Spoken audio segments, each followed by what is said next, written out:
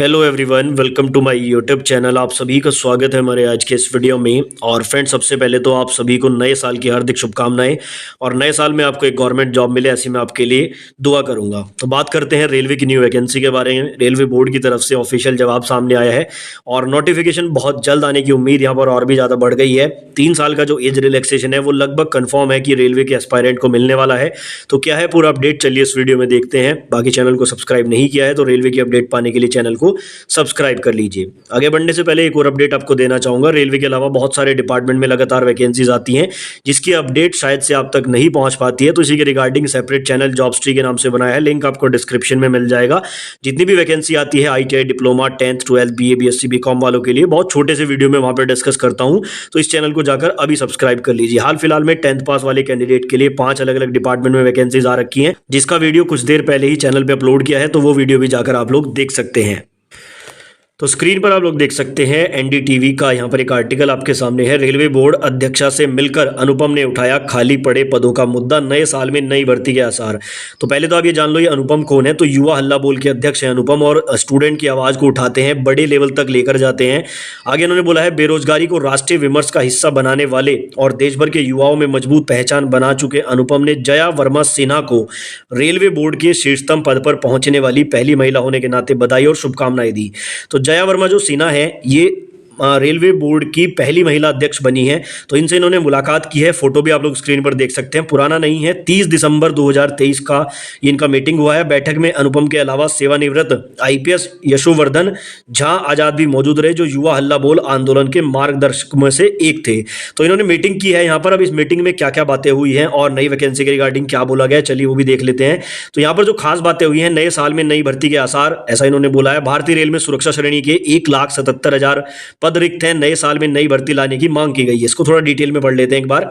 भारतीय रेल में भारी संख्या में खाली पदों को लेकर संयुक्त युवा मोर्चा के संस्थापक अनुपम ने रेलवे बोर्ड अध्यक्षा से मुलाकात की है। राजधानी दिल्ली स्थित रेल भवन में अनुपम ने रिक्त पड़े पदों पर जल्द भर्ती करने को लेकर बात की। बैठक में अनुपम के अलावा सेवानिवृत्त IPS यशोवर्धन झा आजाद भी मौजूद रहे, जो युवा हल्ला बोल आंदोलन के मार्गदर्शकों में से है। भारत के सूचना आयुक्त रहे यशोवर्धन झा आजाद IB के निर्देशक और सुरक्षा सचिव जैसे बड़े पदों पर देश की सेवा कर चुके हैं। रेलवे बोर्ड की पहली महिला चेयरमैन जया वर्मा सिन्हा ने अनुपम की बातों को सुना और आश्वासन दिया कि जल्द ही इस विषय पर सकारात्मक ढंग से विचार किया जाएगा। तो बड़ा अपडेट है कि एक किसी ऑफिशियल से बात हुई है और ऑफिशियल की तरफ से जब भी आश्वासन दिया जाता है तो उसके कुछ आउटकम भी देखने को मिलते हैं। आगे भी इसमें बहुत सारी बातें बताई गई हैं। मुलाकात में युवा हल्ला बोल अध्यक्ष अनुपम ने कहा कि कुछ महीने पहले ही ओडिशा के बालासोर में दिल दहला देने वाली दुर्घटना हुई, जिसमें सैकड़ों जानें चली गई। रेलवे की सुरक्षा को लेकर सवाल उठे और अपने राहत एवं बचाव कार्य को बखूबी निभाया, लेकिन इस पर पर्याप्त चर्चा नहीं हुई कि भारतीय रेल में सुरक्षा श्रेणी के 1,77,000 पद रिक्त हैं। जून 2023 में एक RTI के जवाब में पता चला कि रेलवे में कुल मिलाकर 2,74,000 पद खाली हैं। इसमें पहले दिसंबर 2022 में रेल मंत्री ने सदन में जानकारी दी थी कि 3,12,000 पद रिक्त हैं। टोटल की अगर बात करें तो 3,12,000 पद रिक्त हैं, सारे ग्रुप C ग्रुप B सबको मिला के। हो सकता है कि इन आंकड़ों में आज की तारीख में कुछ बदलाव आए, लेकिन फिर भी इतनी बड़ी तादाद में पदों पर जिम्मेदारी रेलकर्मी ना होना गंभीर चिंता का विषय है। तो इन्होंने बेसिकली बोला है कि इतनी बड़ी वैकेंसीज खाली है 5 साल से, तो इसके रिगार्डिंग आपको कुछ करना चाहिए। आगे यहाँ पर इन्होंने यही बातें बताई हैं कि जो है इसके दुष्परिणाम देखने को मिले हैं। बाकी यहाँ पर जो मेन इनकी डिमांड थी वो एक बार हम देख लेते हैं। रिक्त पड़े 2,74,000 पदों पर जल्द से जल्द विज्ञापन जारी किया जाए, ये मांग रखी गई है। भर्ती प्रक्रिया में मॉडल एग्जाम कोड लागू कर 9 महीने के अंदर विज्ञापन से नियुक्ति तक के सभी चरण पूरे हों। ठीक है, वैसे तो ये रेलवे में संभव नहीं है, लेकिन फिर भी इसकी मांग की गई है कि वैकेंसी देने के बाद जल्द से जल्द उसको कंप्लीट कराया जाए। आगे तीसरी डिमांड इन्होंने रखी है, रेलवे में नियमित कार्यों से संबंधित नौकरियों को ठेके पर देना या आउटसोर्स करना बंद करें, यानी कि रेलवे का जो प्राइवेटाइजेशन है उस पर रोक लगे। चौथे में इन्होंने कहा कि इंजीनियरिंग छात्रों के लिए पदों में कटौती न हो, यानी कि जो आपको पता है कि बहुत सारी पोस्ट को सरेंडर किया जाता है, उसको रोकने की यहाँ पर मांग की गई है। LP टेक्नीशियन JEE SSC जैसे सुरक्षा श्रेणी के 1,77,000 पदों को युद्ध स्तर पर भरा जाए। ये एक सबसे इंपॉर्टेंट चीज है, क्योंकि बहुत बड़ी संख्या में वैकेंसीज खाली है, आप सभी को पता है।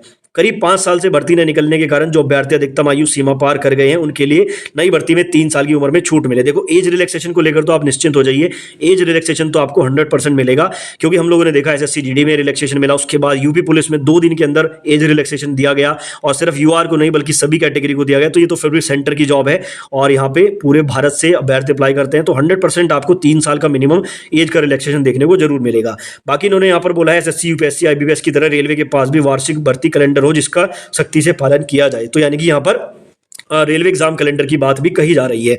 तो यहाँ पर किसी ऑफिशियल से ही ये बहुत लंबे समय के बाद ऐसे डायरेक्ट किसी की बात हुई है। अब चीज़ें यहाँ पर पॉजिटिव वे में दिखना जरूर शुरू होगी। इसके कई रीज़न मैं आपको बता देता हूँ। पहला रीज़न तो ये है कि अब इलेक्शन भी बहुत नज़दीक है और इलेक्शन से पहले रेलवे वैकेंसी देता है, ये रेलवे का इतिहास कहता है।